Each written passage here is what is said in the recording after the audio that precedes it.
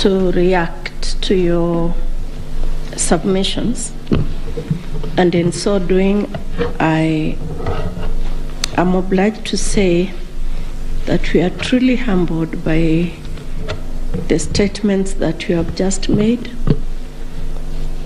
More humbled because those statements come from both sides of the divide. And thank you for appreciating what we have to do within a very short while. Thank you for appreciating that it wasn't our wish that we were doing what we were doing. We were doing the wish of the Constitution of Kenya 2010, the laws of the Republic, the facts of the cases that you placed before us, and the evidence in rebuttal. We know that, and we have repeatedly said this, the President and I, whenever we have had time to talk to you in other fora, that we are incomplete without this side of the bar.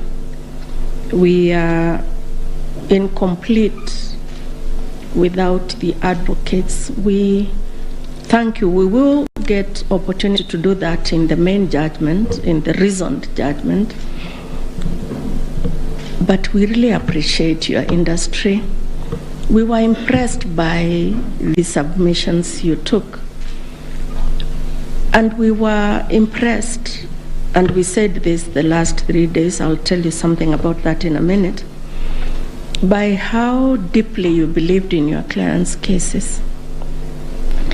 That we think is a mark of an extremely grown legal profession, and we ask that you do not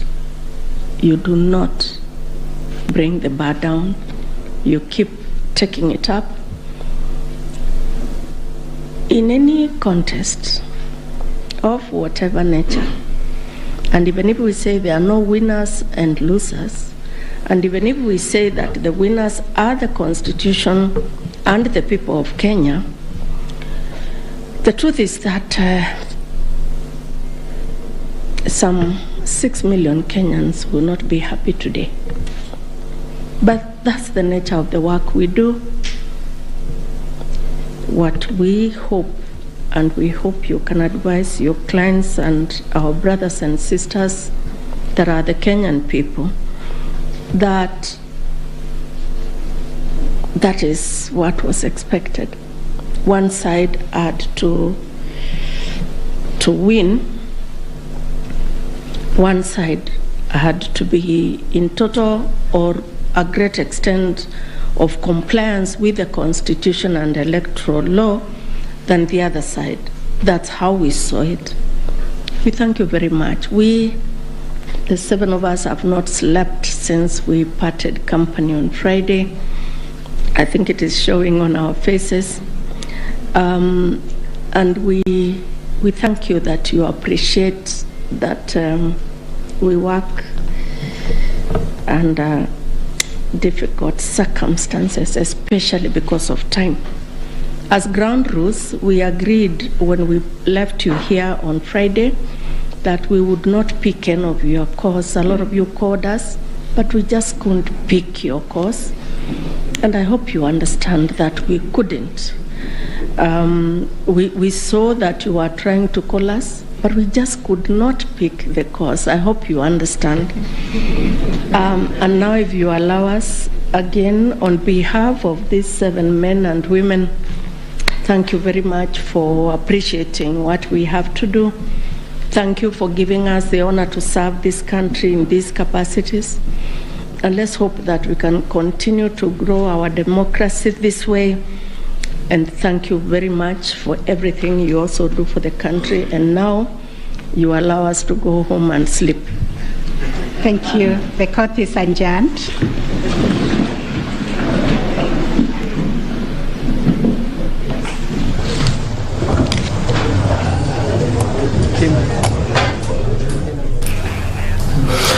Very well, there you have it. William Samoei Arap Ruto is officially Kenya's 5th president after that win, his win, was affirmed by the Apex Court there. They say once you've cleared the bush, you cannot hide it in it anymore, where the Apex Court judges have cleared the 9 bushes that were standing between William Ruto and his win, and given the clean bill of health to the Independent Electoral and Boundaries Commission. While there are some issues here and there at the IEBC, yes, but that did not warrant the annulment, and they have affirmed that democracy and Kenyans are the winners.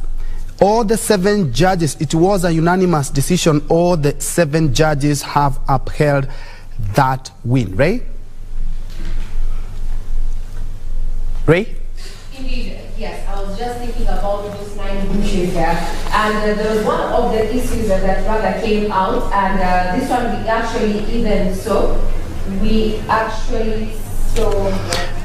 Yeah, indeed, William Ruto is the president-elect, and as soon as he is sworn in next week on Monday, then he officially gets into the Kenyan history books as Kenya's 5th president. That is after all the 7 judges said yes indeed. And talking about bushes or the petition, the final orders being the presidential petition has been dismissed.